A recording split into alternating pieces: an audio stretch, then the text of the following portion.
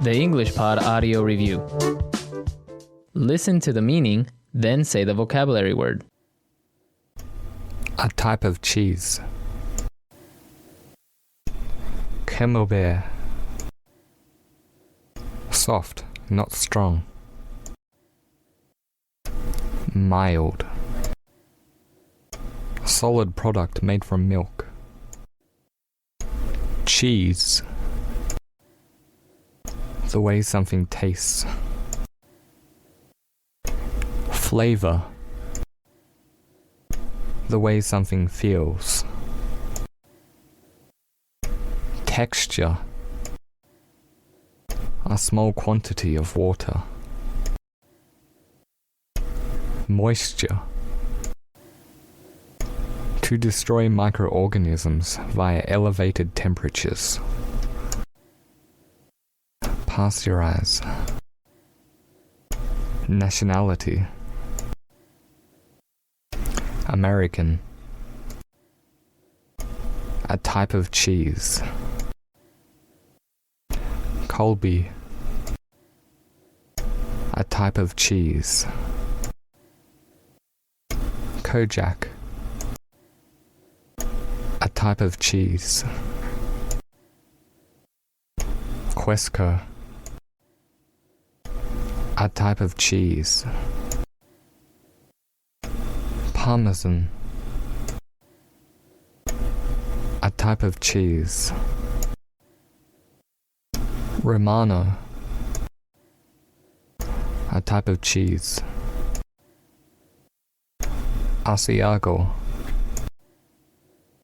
A type of cheese. Swiss. A type of cheese. Gruyere. Let's try that faster. A type of cheese. Parmesan. The way something tastes. Flavor. Solid product made from milk. Cheese. A type of cheese. Camembert. Soft, not strong. Mild. The way something feels. Texture. A type of cheese. Romano. Nationality. American. A type of cheese. Gruyere. A type of cheese. Colby. A type of cheese. Asiago. A type of cheese. Kojak. To destroy microorganisms via elevated temperatures. Pasteurize. A small quantity of water. Moisture. A type of cheese. Swiss. A type of cheese. Quesco. Now say the word and hear it in a sentence. Cheese. I love to have some cheese with a fine wine. Cheese. Where do you buy your cheese? From the local market, of course. I only want the best. Cheese. I found out the hard way that mice don't actually like cheese when my pet mouse died. Mild. Wow, that is too hot for me. Could I please have something more mild than that? Mild. What is your palate most receptive to? I enjoy mild food.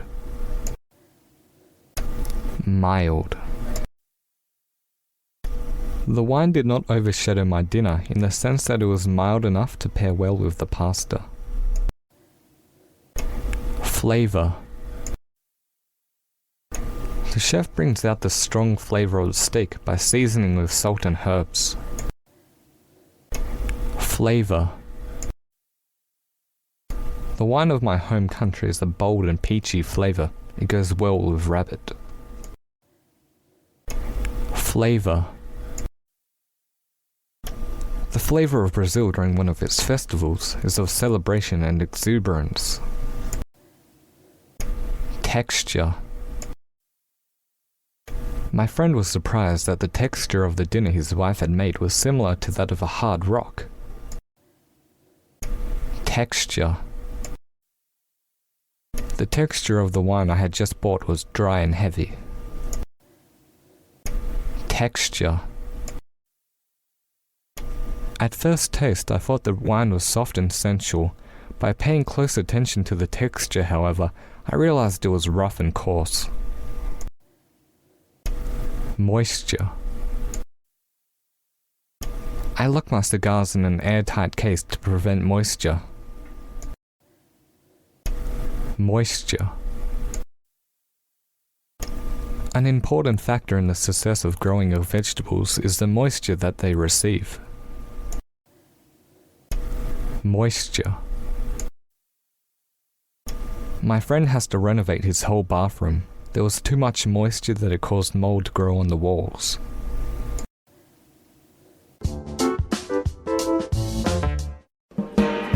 Hello everyone and welcome to English Pod. My name is Marco. My name is Catherine, and today we have an advanced level lesson for you guys all about food. What kind of food are we talking about today, Marco? Today we're talking about cheese. So there's so many different types of cheese, so many varieties.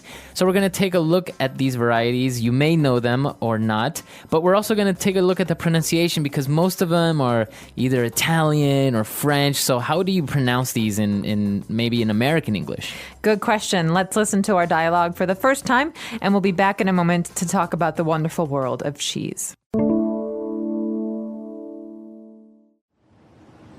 Hello everyone, my name is Lori and I want to welcome you to this course. We will learn all about one of the oldest yet most delicious foods on this planet, cheese. Let's get started. Cheese is usually categorized into 4 types: soft, semi-soft, semi-hard, and hard. The designation refers to the amount of moisture in the cheese, which directly affects its texture. Making cheese is an ancient practice dating back thousands of years, and the home cheesemaker can usually find recipes for cheese that fall into any of the 4 categories. Soft cheese includes cottage cheese, cream cheese, ricotta, brie, blue, roquefort, mozzarella, Munster, and similar cheeses. These cheeses generally pair well with fruit or meats and can be used as breakfast cheeses in an omelette or as pasta fillings. They are usually mildly flavored and very high in moisture. American, Colby, Kojak, and similar cheeses are in the semi-soft category. These are slightly stronger in flavor and cover a wide range of uses. Kojak cheese, a blend of Colby and Monterey Jack, is one of the most popular. This allows the sharper flavor of the Colby to be combined with the milder Jack cheese and also melts better than plain Colby. Grilled cheese sandwiches often use American cheese, and Mexican cheeses such as asadero and queso fresco are becoming more popular. Hard cheeses include Parmesan, Romano, Asiago, Swiss, Gruyere, and others. Parmesan and Romano are most familiar as the grated powder used to top spaghetti, but they are also used as accompaniments for fruit, wine, nuts, and other appetizer items. Swiss is a popular sandwich cheese and melts well, unlike some other hard cheeses. All right, we're back. So obviously this is a very interesting lesson because it also gives us an insight onto how cheeses are categorized. I personally did not know that you had all these categories of cheeses, starting out with the soft cheeses. That's right. So basically, they're broken into these soft, semi-soft, semi-hard, and hard categories. The soft cheeses are the ones that are actually, you could touch them and they're soft. They kind of move under your finger. Right. And the famous ones, I think, are cottage cheese, which is almost like yogurt, Yeah, and cream cheese is all. and cream cheese as well. But also ricotta and brie and roquefort and mozzarella. So, for example, these cheeses, they're usually, they're obviously very soft cheeses. Do you say cheeses or cheese or cheese-eye? Yeah, we just say cheese normally, or different kinds of cheese. So in that case, you make the plural kinds Kinds of cheese, okay. Types of cheese. So these kinds of cheese, they are recommended, or they say that they pair well with fruits or meats. So when we talk about pairing a cheese with fruits or pairing a cheese with wine, what are we saying there? In that case, we're saying that it's best to eat with certain kinds of food. So you can say, I would recommend pairing this red wine with lamb.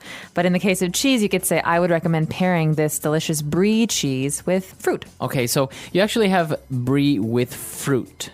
That's Usually. right. It depends on the kind of cheese. A lot of times you see mozzarella on pizzas, and so it's Yeah. not paired. It's actually a part of the It's an dish. ingredient, right? But if you're going to eat a piece of cheese alone, you can have it maybe with some fruit. So I guess that's the main difference between pairing and having it as an ingredient. Is pairing, you're combining it, but it's not really part of the dish. No, and as an ingredient, it has to be in the dish to make it work. And so you have a lot of these delicious soft cheeses that you eat at breakfast or sometimes dessert. Ricotta, cream cheese, these are all parts of desserts, like cheesecake, for example. Oh yeah, what cheese? What do they use in cheesecake? Usually cream cheese. Oh really? But then you get into these other cheeses, which are semi-soft or semi-hard. And semi here just means part. So it's partially hard, partially soft. And these cheeses are different because you might use them sliced on sandwiches, things like that. In this category, you have American and Colby, and Monterey Jack is also very, very popular. So these actually do have a more American sound to it. Obviously, American cheese or Monterey Jack. That sounds a little bit different than all the Italian or French sounding cheeses that we had in the soft ones. That's right. And you'd even have something like cheddar in this category. There's another Cheddar cheese. Yeah, there's another And good cheese. as you said, these are very typically put in sandwiches. Yeah, I mean, you can use them in different ways. Sometimes we grate cheese. That means we rub it against this machine, a grater, to make it come out in these little fine pieces. For example, on top of pasta or on top of nachos. So we have grated cheese, but you can also have sliced cheese, and that's the way that we cut cheese to put it on a sandwich. So, for example, if you go to McDonald's and you get a burger, usually the cheese that's on your hamburger is cheddar cheese, right? That's right. It's a slice of cheddar cheese. Okay. Now, moving on to our next category. Well, actually, towards the end of the different types of cheese under the semi-soft category, they also talk about Mexican cheeses such as asadero and queso fresco. I love queso fresco. You've had this before. Yes, many times. What do you usually have it with, or how do you pair it? Usually it's an ingredient on tacos because it's a little bit crumbly. That means Yes. that it's like balls as opposed to being one chunk, one big piece. And so we usually have it like that. Or I've also had it as just a piece of cheese paired with a fried plantain or sour cream. Yeah.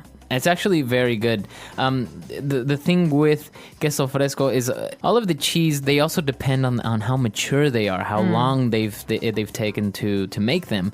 And queso fresco means fresh in Spanish, and this is the main, I think, factor in this type of cheese is that it's very, very immature. It's a very fresh cheese. You can make it in like a day or two. Exactly. It just takes one night to sit and to become cheese, basically. Right. But other cheeses, and we'll see some of these in the hard cheeses, take a very long time to become their final cheese state. And one of those cheeses is Parmesan. You know, in Italy, when you buy Parmesan, they have these big wheels of it. They're circles. And you have to pay according to how old it is. Oh, really? 18 months, 36 months. And it gets more expensive the older it is. So obviously, the older it is, just like wine, it has a more intense flavor. That's right. And there are special characteristics for certain ages. Sometimes people really like the young ones. It depends on your taste and what you're going to use it for. But Romano is another cheese in Italy that's used like Parmesan on top of pastas. So spaghetti, you would grate it and you put it on top of pasta. Oh, okay. What about they also mentioned this other one, Asiago. Asiago cheese. Swiss cheese is the one with the holes. Asiago is, I don't know if maybe it's Spanish. But then we have Gruyere, which is a French cheese, and it tends to be very, very, very strong flavored. So I think Gruyere is the cheese that usually many people use for making fondue. So they basically have this big pot or this medium-sized pot, and all the cheese just melts, and you just dip pieces of bread or vegetables in there, and you eat this just melted cheese. Fondue, very popular dish in Switzerland. That's right. But yeah, these all these different types of cheese. As you said, there's so many different types, and according to the age. Now, you lived in Italy for a while, and obviously they are they're a nation that enjoy having wine and cheese very regularly, right? That's right. And I have to say that people in Parma take their cheese very, very seriously. How serious? A lot of people buy these big pieces of Parmesan cheese and they keep them in the refrigerator. And you don't just put the Parmesan cheese on the spaghetti. You also break pieces of it and you eat it alone with some, a glass of wine. Or some people like to put a little drop of balsamic vinegar on top of the cheese to give it some flavor. Oh, really? So there are many different ways to eat it. I'm sure it's different all over the country, but mozzarella, Parmesan cheese, Romano, these are all cheeses that are very, very important in Italian culture. It's very interesting because, obviously we have listeners from all over the world, but some countries have a good culture for wine, cheese, and cured meats. Like, for example, in South America, if you visit Argentina or Chile, they are a nation that actually have a lot of variety of cheese, wines, and cured meats. But if you take a trip to maybe Colombia, they're not really that type of culture that really consume cheese and wine in the same manner. Interesting. I wonder if it has to do with the historical relationship between Europe and a place like Argentina. In Argentina, there's lots of Italian former people who came over from Italy many, many years ago, right? So that might have something to do with it. Or also Spain has a very strong tradition of cured meats and cheeses. Exactly. They have manchego cheese, things like this. So I wonder if there's a relationship there. Yeah, I think it's definitely an influence in some way. But the thing with cheese, I think it's in many places it's very expensive. It can be. Comparatively to, if you can have a regular mozzarella cheese, but sometimes these other types, they can be very expensive. Yeah, it's like good wine. If you really want to pay for good cheese, it's going to cost you a lot of money. Now, what about this, the famous blue cheese? We didn't mention it, but this is a very famous French cheese that basically has mold on it. Well, yeah, all cheese, you're growing cultures, you're growing these things that are alive, but blue cheese, you can actually see it, and it's moldy. It's white, and there's some blue or green mold. Exactly. And some people love it, and some people hate it. I think it's it depends on your tastes, but it does have a very strong flavor. Well, do you personally like it or dislike I it? do not like blue cheese, but I love other kinds of cheeses like camembert, which is a French cheese with a very strong flavor, very stinky cheese. So it's not necessarily that it's strong. It's just that I don't like the taste very much. Okay. Actually, it's very popular to put on salads, right? Yes. Blue cheese, a sauce or a dressing. Blue cheese dressing. Yeah, that's right. It's made out of blue cheese. It's a very interesting topic, and I'm sure that locally, many people also make or countries have their own types of cheese. I know, for example, in Ecuador, we do have also something very similar to queso fresco, that's commonly used for breakfast. And here's an interesting thing. They put it in their cup of coffee. No way. So it's cheese. It's not. It's cheese. So basically you have coffee with milk, very popular in Latin America, and people will take a piece of cheese and put it in their coffee. So obviously with the heat, it won't melt completely, but it will become very bendy and very soft.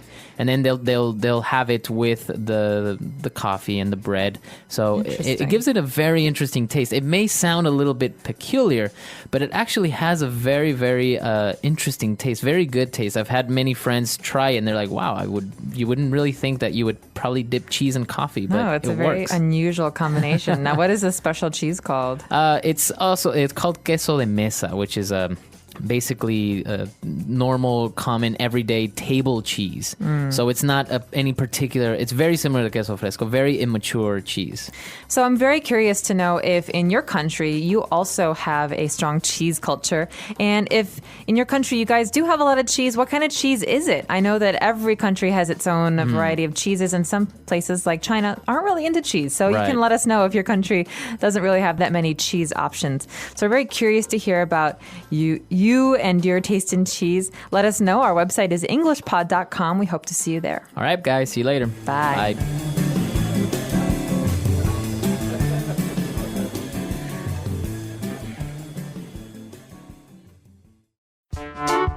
The English Pod Audio Review.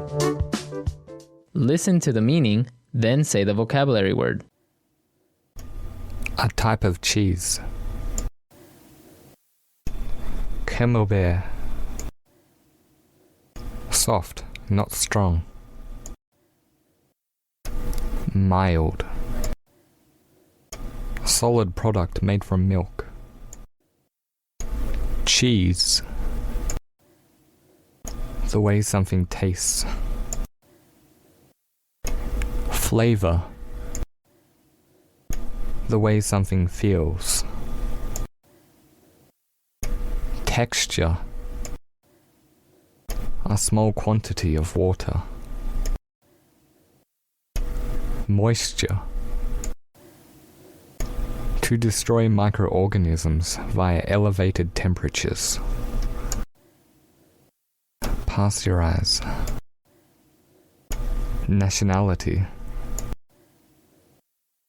American. A type of cheese. Colby. A type of cheese. Kojak. A type of cheese. Quesco. A type of cheese. Parmesan. A type of cheese. Romano. A type of cheese. Asiago. A type of cheese. Swiss. A type of cheese. Gruyere. Let's try that faster. A type of cheese. Parmesan. The way something tastes. Flavor. Solid product made from milk. Cheese. A type of cheese. Camembert. Soft, not strong. Mild. The way something feels. Texture. A type of cheese. Romano. Nationality. American. A type of cheese. Gruyere. A type of cheese. A type of cheese. Colby. A type of cheese. Asiago. A type of cheese. Kojak. To destroy microorganisms via elevated temperatures. Pasteurize. A small quantity of water. Moisture. A type of cheese. Swiss. A type of cheese. Quesco. Now say the word and hear it in a sentence. Cheese. I love to have some cheese with a fine wine. Cheese. Where do you buy your cheese? From the local market, of course. I only want the best. Cheese. I found out the hard way that mice don't actually like cheese when my pet mouse died. Mild. Wow, that is too hot for me. Could I please have something more mild than that? Mild. What is your palate most receptive to? I enjoy mild food. Mild. The wine did not overshadow my dinner in the sense that it was mild enough to pair well with the pasta. Flavor. The chef brings out the strong flavor of the steak by seasoning with salt and herbs. Flavor. The wine of my home country is a bold and peachy flavor. It goes well with rabbit. Flavor. The flavor of Brazil during one of its festivals is of celebration and exuberance. Texture. My friend was surprised that the texture of the dinner his wife had made was similar to that of a hard rock. Texture. The texture of the wine I had just bought was dry and heavy. Texture. At first taste, I thought the wine was soft and sensual. By paying close attention to the texture, however, I realized it was rough and coarse. Moisture. I lock my cigars in an airtight case to prevent moisture. Moisture. An important factor in the success of growing your vegetables is the moisture that they receive. Moisture. My friend has to renovate his whole bathroom. There was too much moisture that it caused mold to grow on the walls.